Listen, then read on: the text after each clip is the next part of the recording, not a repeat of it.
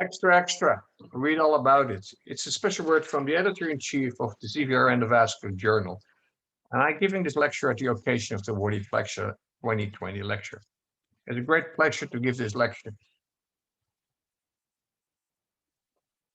Let's start off by telling you that in all Dutch newspapers and several evening news channels and on the radio, last month we had this announcement that thoracic surgeons in Rotterdam have used virtual reality to support surgery to operate on lung cancer patients. And the actual news feed from that's what people in the street talk about, is that surgeons are very happy with this new technique. And the promise they made by saying this, although not very explicit, is that by operating this way, you're probably much better off. Although I did some investigation and I find out they've operated 20 patients in this way and no clinical studies were done and there is no outcome data. It's really true that the surgeons are happy, but that's all there is to mention. Nevertheless, this was in all Dutch newspapers and on the news channels and on the radio. So this is something we have to remember. This is the way medical news nowadays is spread. And of course, we are not very much surprised as interventional radiologists because this sort of treatment we do all the time. The fusion of images together with real surgery or interventions is for us very normal. The only thing is we haven't got such a good PR system as surgeons or thoracic surgeons or cardiologists. They're very special have. So, but we, of course, for us, it's not much of a surprise. I call this Make Me Feel Good Medical News. And you can find Make Me Feel Good Medical News in every day in newspapers and on social media. Things like beans help for depression. So you have to eat a lot of beans after this lecture. Or vitamin D protects against COVID-19. And actually every day there is such a newsfeed, medical newsfeed somewhere. The pandemic is almost over. We're topping the curve. You've heard about this. All make me feel good medical news. The fact, ladies and gentlemen, that physicians are happy is not and was never a scientific endpoint. Although if you speak to colleagues, it seems to be an endpoint for their work. When they say to you, I'm happy with this new technology, or I believe that's good for my patients. I feel I do something good for my patients. I believe the data are convincing. I have seen so many happy patients and so on and so forth.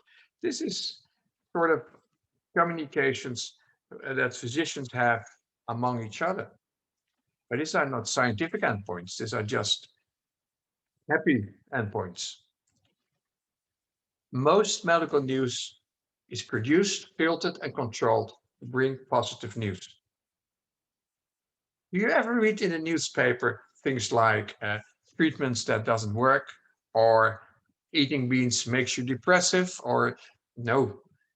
The only thing which comes to us, not only in the newspapers or on television, but also in scientific publications, is positive news.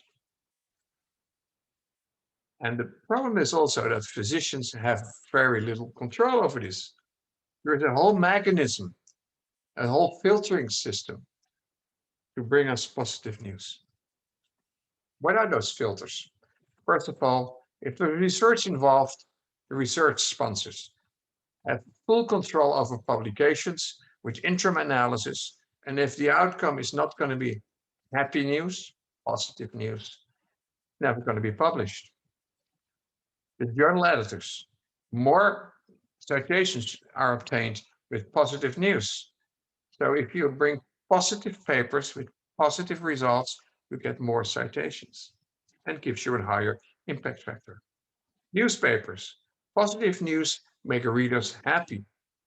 Social media, only positive news will be shared. So you will have a lot of likes and retweets if you bring positive news.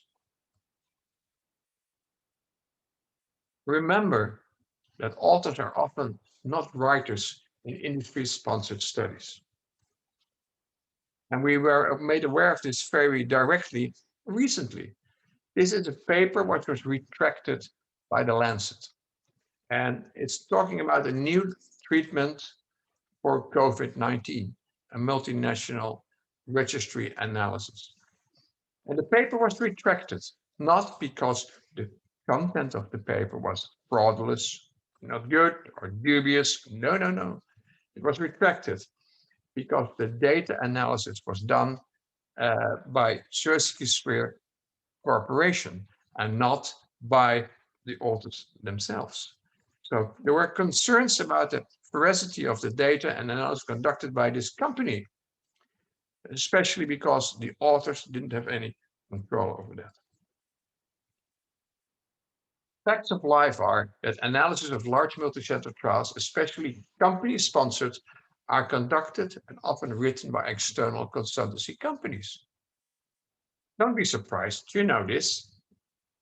Authors have in almost all of the research and sponsor contracts no access to the data or contribution in analyzing or writing. Come on. You're surprised? No, you knew this, only you didn't want to know it. The Lancet changed the declarations by authors in the author statement form. So more than one author has to have directly accessed and verified the data reported in the manuscript. Otherwise, it will not be published. And all authors will be asked to sign the author statements forms to confirm they had full access to the data reported in the article. And they accept responsibility for submitting the paper. Of course, this is all window dressing. If a very good paper comes to the Lancet and there is no scrutination by the authors directly, they're still going to publish it. I bring you back to our own world. This study, also published in a very good journal, is comparing two different drug-eluting stent technologies. And I'm not going into the details of this paper, although there is a lot of interesting things to say about this paper. But I just want to ask you one question. Do you really think that the authors on top of this paper wrote, analyzed, scrutinized the content of this paper? Well, you go to the acknowledgements. You see that the Imperial trial was funded by Boston Scientific. And then they thank Henry Tero Liao from Boston Scientific for designing the statistic analysis plan, and Elizabeth Davis, also from Boston Scientific, for providing medical writing assistance. Let's check them out. This Terry Liao is a fellow in biostatistics, works for the Division of Peripheral Interventions at Boston Scientific, and he worked there until March 2020. And Elizabeth Davis is a medical writing fellow at Boston Scientific. And if you go to the clinicaltrial.gov, where all the trials are registered, you also find there the investigator's contract. And it says the clinical database will reside under a production server hosted by Medidata. That's a data management company. And all changes made to the clinical data will be captured in an electronic audit trail and available for review by Boston Scientific or its representatives. It doesn't say anywhere that the authors or the PI of the study has access to the data. This is a problem. Well, actually, it's not a real problem. First of all, I'm convinced that Terry Liao does much, much better statistic analysis than any of the authors on top of the paper. And I also think that Elizabeth Davis does much better medical writing than any of the authors above the paper. And about the server where the metadata are hosted. Well, if you have ever done trials with doctors without a central database management, you know it's going to be a mess. Doctors are very bad in handling and storing and producing data. So again, this is a good thing. So by having having metadata, by having a medical writer, and by having somebody who knows a lot about biostatistics, you just get a much, much better paper. And that's what we all want. We want a much better paper. So this is important to remember. And this is not cheating or being misled, not at all. Because they mention it, and you can all find it, and it's to the benefit of the paper. The paper will be much better because of this. So I don't see any objections here at all. I actually think it's not too bad that people with really knowledge about writing and statistic analysis are involved in this work. So no objections whatsoever. Now we come to an issue which is really giving me headaches and sleepless nights. I did a little bit of investigation. So I asked some of my colleagues, do you know what preprint is? And the answer is never heard of. And I think if you read this now and I say, do you know what preprint is? I probably think hardly anybody of you will know what preprint is. Well, preprint is the biggest threat to medical science ever. And I will explain you why. Look at this paper. This is another COVID paper. There are 3,000 COVID papers in 2020. And again, it talks about treatment and related to the survival. And it's an observational study. And it looks very good. And if you read it, I'm not going into detail, but it's really a very nice and interesting paper. It has a lot of views, a lot of downloads, a high allometric scale. Its PDF is available. The paper has a DOI number, so it's also citable. So why am I discussing this paper? Now look again. Please look again. The small things in the paper tell you a lot more. First of all, this version is not peer-reviewed. How many of you did see this in the first time? And secondly, was received by May 2nd, approved by May 5th, and online also May 5th. This is not a peer-reviewed paper. This is not a paper anybody looked at. It's just uploaded on a so-called preprinter server. But it looks like a real paper. The President of the United States cited this paper as being excellent scientific data for the proof of hydroxychloroquine for the treatment of COVID-19. He said there's very good scientific evidence. He pointed out to this paper. Well, this really worries me because just the other week, I looked this paper up in PubMed and it wasn't to be found in PubMed. It's not published in any peer-reviewed journal. It's just only available on a preprint site, nowhere else. As I said, the President of the United States used this paper to write a lot of tweets how good this treatment was. And there are loads now. It's growing very rapidly of these preprint sites. This is another one. None of these papers on this preprint site have been published anywhere in peer-reviewed journals, but they all have this number. You see, all have a number, and they can all be cited. None of the papers ever been peer-reviewed. That's another one. Metrics. And you think it stops? No. Even Springer Nature has a preprint site called InReview.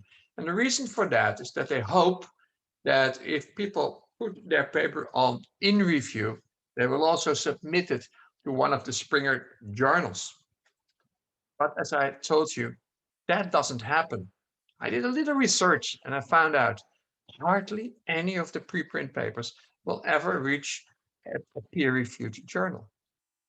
That makes me really worry because this is the highway to fraud, because the paper can be cited. But of course, you think if it's not going away, if it's not going to a paper where there is peer review, of course, then they will take it off this preprint site. Well, the answer is no. This is really an erosion of the scientific world as we know it. You can make fake news into alternative scientific facts. And there's nobody scrutinizing anything you say anymore.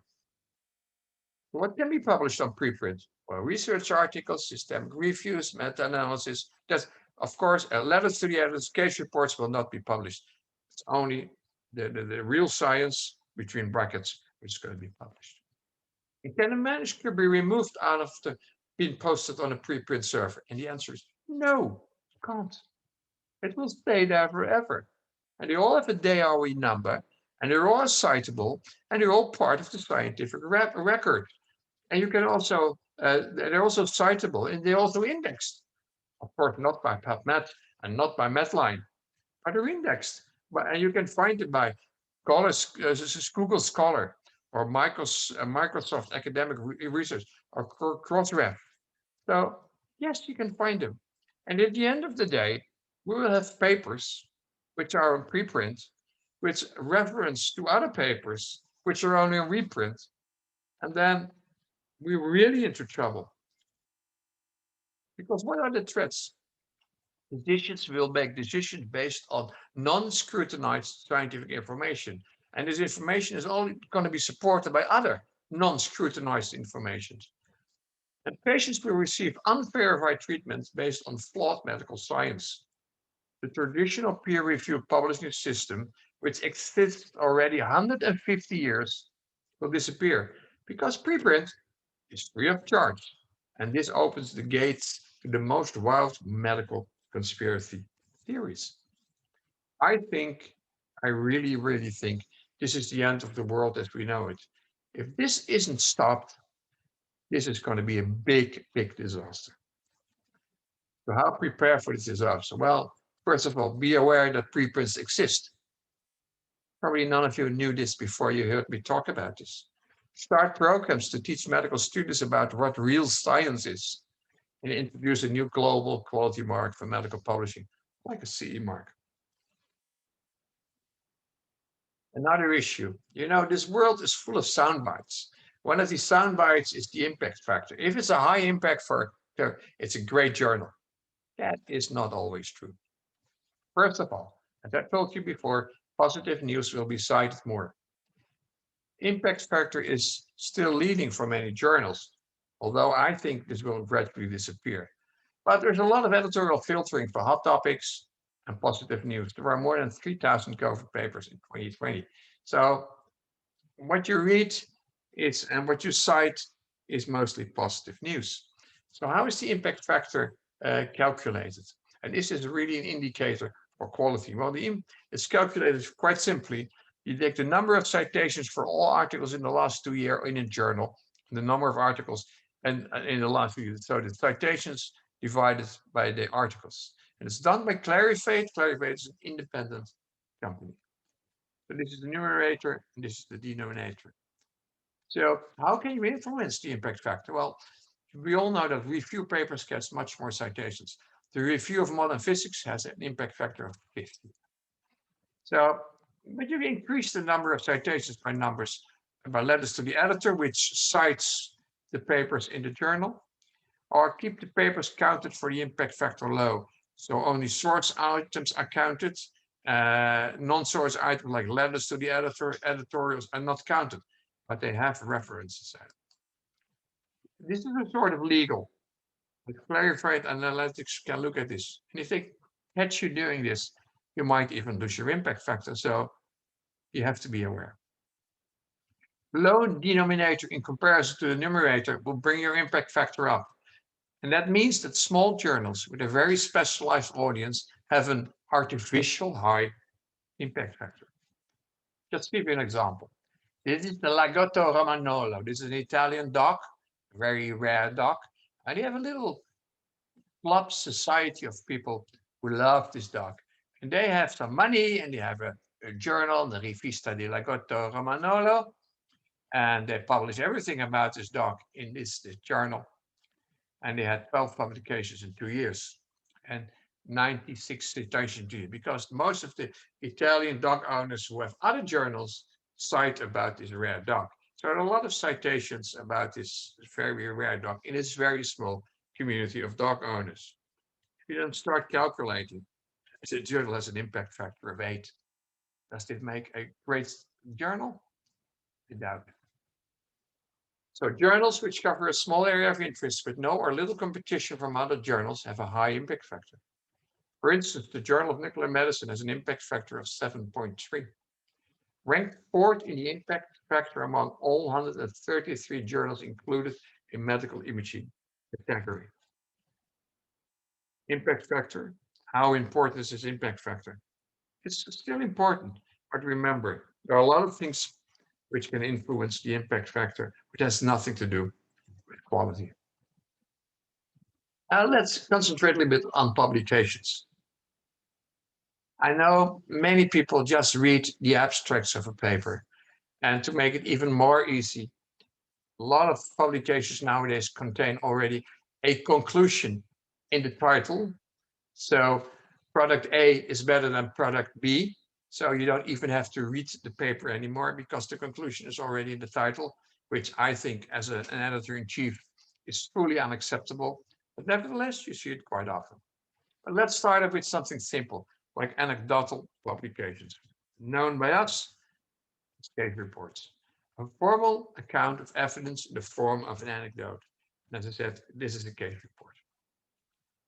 They're very popular on social media to support unproven testimonials and to feed conspiracy theories. That's the danger of anecdotal publications, case reports. I survived COVID-19 because of the following medication. And here you see the medication. This is anecdotal. But nevertheless, the conclusion was COVID-19 is a hoax, just another simple flu. Anecdotal evidence is not scientific evidence, not even when it's a lot. So even if you have a lot of reports that you survive COVID-19, it's still not evidence. And I give you an example to remember this for the future. Beware of case series, of course. I'll let you. This is a UFO. Everybody knows what a UFO is, of course. There are about 1,000 UFO observations every year. It's a sort of a steady flow of observations every year. Sometimes they even come to the newspapers or the news channels. And the question is this the evidence for the existence of UFOs? Well, if you want to know this, you also have to know the amount of observations not seeing a UFO. World population, you see it here. Well, we take off a couple of people who can't see UFOs, who are blind or have poor eye vision, who have morbus Bechterew, prisoners who never come outside, people who never leave their home because of COVID. And then we make a simple 2x2 table. And what you see that the sensitivity of UFO observation, if you look at the amount of people who do not see it, is absolutely very low. So even 1,000 observations a year is never, ever any proof for the existence of UFOs. How does this relate to interventional radiology? Well, let's type in PubMed, Vena Cava filter. You get 4,429 papers. That's a lot. Is this the proof that filters work? Well, you also have to look at the other side of the coin. The other side of the coin is if you type in RCT for Vena Cava filters, and then you only find 6 results. 3 Cochrane reviews which say there are no RCTs, 2 guidelines which say there are no RCTs, and 1 review which says there are no RCTs. So even a lot of evidence doesn't tell you that it's true. But nevertheless, especially in the United States, many, many filters are implanted based on this anecdotal evidence. If you really read a paper carefully, actually all papers except then for the anecdotal papers, which should start with a clear hypothesis. What do I want to tell to the readers, and what have I been trying to investigate? If that's not clear from the beginning, most papers have no use at all. Very important to remember that. Let's take a very simple hypothesis. All swans are white. Simple, can't be simpler. I have to introduce you to a guy who also thought a little bit about this problem, and that is Karl Popper. He is a scientific philosopher, and he has described a way to discriminate science from non-science. He suggests that for a theory to be considered scientific, it must be able to be tested and proven false. For example, the hypothesis that all swans are white can be falsified by observing a non-white swan, and then your theory is wrong. So if you make this observation, you know that the hypothesis is wrong and that the results of the study are negative. Period. Not in our world. Because people start thinking how to match this observation with the hypothesis to keep the readers happy with the positive news. And then this happens. Dear editor, we have discovered a new type of bird which looks like a swan, but which is not a swan because the animal is black. We are the first to report this new and a unique finding. We call it a BBSLA, a black swan lookalike. You think I'm making a joke here? Well, do you remember the publication by Katsanis about the increasing amount of deaths with paclitaxel? Dear editor, recent results from a meta-analysis of actually this is the same. Instead of doing a new study, instead of having a new hypothesis or looking at the old hypothesis, people write a letter to the editor. That is not science. This is absolutely not science. This is not the way how we should do it. Remember that letters to the editor are quite often written to cover up things.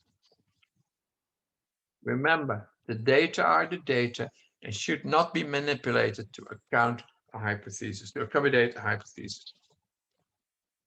A lot of other bias in publications. Statistic publication bias. It's a very interesting topic. You know, with statistics, with evidence, you can prove everything. However, you cannot predict anything. Let's give another example. I'm giving you examples which are easy to remember the next time you read a paper. The number of physicians in the United States is about 900,000, and the accidental deaths caused by physicians per year are about 140,000. So the accidental deaths per physician are 0.15 per year, so it's one death per doctor every 6-7 years. Sounds quite logical. It comes from the Department of Health and Human Services. Now we take the gun owners. The number of gun owners in the United States is 80 million.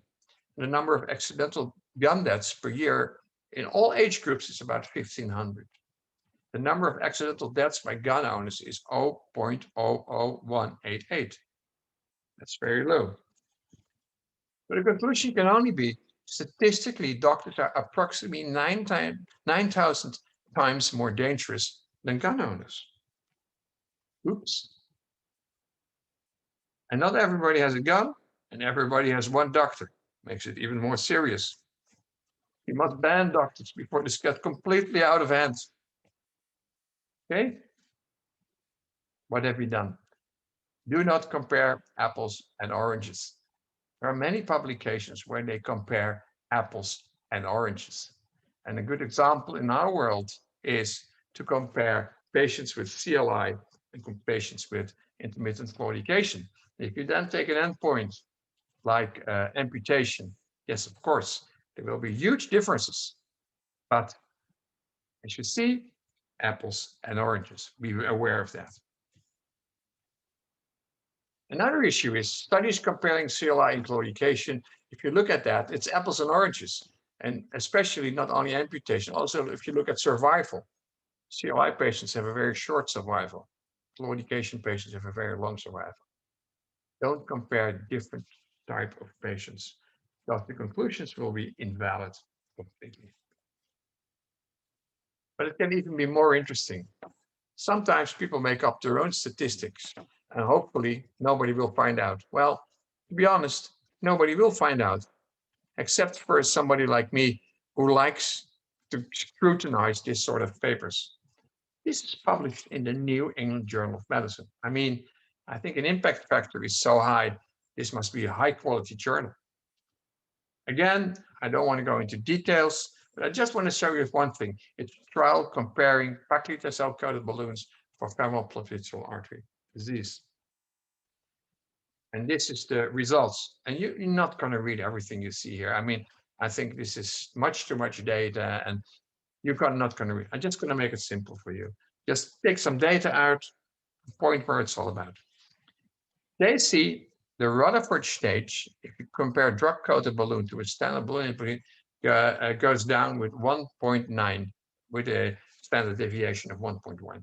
And for the balloon angioplasty, it's only 1.7. So there is a difference in group of 0.2 decrease, sorry, of Rutherford stage. I just pause here for a second and let you look at it again. Rutherford stage is a disease classification, ladies and gentlemen, and not a linear scale. And therefore, calculating an average improvement is complete nonsense. It's complete nonsense. It's a staging. It's not a classification of disease. It's a staging. Just remember that if we had called it, instead of 1, 2, 3, 4, 5, A, B, C, D, E, now you see the problem. It's completely nonsense and ridiculous to calculate an improvement in Rutherford classification because it's not a linear scale.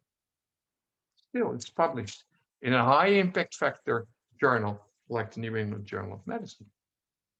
And a lot of other misleading sound bites: randomized, statistic proven p-value, non-inferior trial. There are so many things which you read them, at least when I read them, immediately my brain starts to work and I start thinking, okay, let's see how much is true and how much is not true. I will bring you to Fantasyland. There's a paper, one of the papers I already showed you in this presentation, which has a statistically proven p-value of 0.0495. By definition, this is statistically significant. But is this really? It looks really, really scary. It's really something you have to worry about if you see this. Talking about randomized and non-inferior trials, I will talk a little bit about the Postman trial. Again, a trial just for you to remember. We have the Postman, Peter, and Tricky, and they carry the post in this certain area already for about 30 years. And now there's a new Postman. It's the world's first 100% hydrogen-powered Postman delivery bike. And this is new. This is so what they've done, they have done a study where they compare both methods of post delivery. So they have a non-inferior RC3 between the old and the new post delivery. And the study endpoints: will the Daily Mail be delivered within the same accuracy? So that's the non-inferiority point with the new hydrogen-powered Postman's delivery bike. The design is mail is randomly assigned to Peter or the new Post. What are the results of the trial? The new Postman delivers the mail faster on his bike. The new Postman does delivery the mail earlier on a daily basis. Looking back over a period of 6 months, everybody gets his mail accurately and in time. Both delivery, by the way, are CO2 neutral. So the question is, do we replace Peter and Tricky by the new Postman? Well, the non-inferior study endpoint was accuracy and not fast and early delivery. And that point, and that showed the accuracy for both deliveries were the same. So there's no reason to replace them. But what is mostly reported in this sort of non-inferior trials is not the non-inferior endpoint, but other endpoints like fast and early delivery. And the other thing is what you also see in this trial, but in many non-inferior trials, is that accuracy as an endpoint is not very well defined. What is accuracy? And don't forget the cost-benefit analysis. The mail delivery by the new Postman is 4 times more expensive. The hydrogen costs, the maintenance of the bike, the higher earnings of the new Postman. So the result is don't replace Peter. But in many drug-eluting studies, which are also mostly non-inferior studies, the endpoint is patency. But what is reported is PLR and other outcomes. But patency is mostly the outcome. Patency as endpoint is also often very ill-defined. So as I said, the patency is reported, but also other endpoints are reported. And in due follow-up, if the trial stays out for more than 2 years, the patency just goes to the background. The TLR and the other endpoints, which look very favorable, just come floating up. So be aware again and look to the original design. If it's a non-inferior design, what was the non-inferior criteria? Always compare defined study endpoints with reported study endpoints found. If your study swans, do not report about water quality. Wrong study endpoints. Define the study endpoints of a study and use only meaningful clinical endpoints that matter to the patients. Very important. Just an example of wrong study endpoints. The doctor saying to his patient, you have a very poor TLR. And the patient saying, Doc, I have problems with walking. This is not where we want to go. What are the most important flaws in publication? Well, proxy endpoints, we'll talk about this, insufficient power, only reporting positive data, and wrong study design. What is a proxy endpoint? There's a French proverb which says it perfectly. A proxy endpoint is the man who saw the bear and was not afraid. That's a proxy endpoint. Look at this. This is lady underwear. You see it's getting smaller, smaller, smaller, smaller. In 2006, we stopped making pictures because it was getting so small, could not even fit on a picture anymore. But nevertheless, the question is this a definite proof of global warming? This is a proxy endpoint, ladies and gentlemen. What are proxy endpoints in our world? Target lesion revascularization, morphological benefit, patency, percentage of fibroid infarct with embolization. These are all proxy endpoints, and they have no direct relation to the clinical endpoints which matter to the patients, not clinical endpoints. So if you publish, only publish relevant study outcomes. Quality of life is important. Walking distance, limb salvage when a limb has risk, pain decrease. The most published IR topics without any real scientific evidence for efficacy. And there are a few which do not have any scientific proof for efficacy. But there's a lot of publications about these topics without this efficacy. Laser angioplasty is one of them. But there are a little bit more. Actually, the list is quite long, to be honest with you.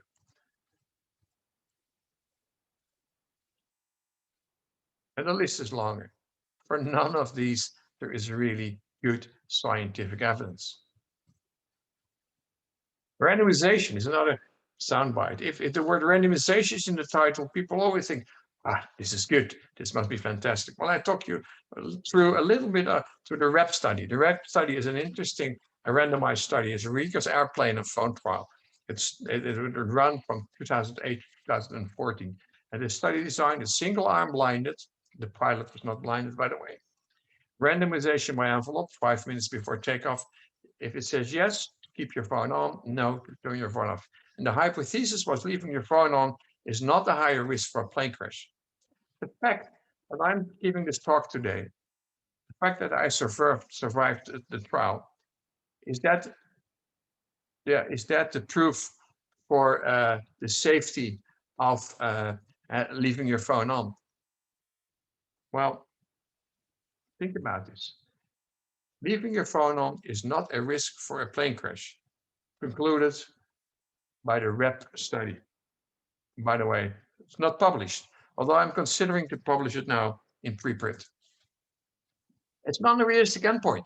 And we see many times unrealistic endpoints because the odds of being in a plane crash are 1 in 11 million.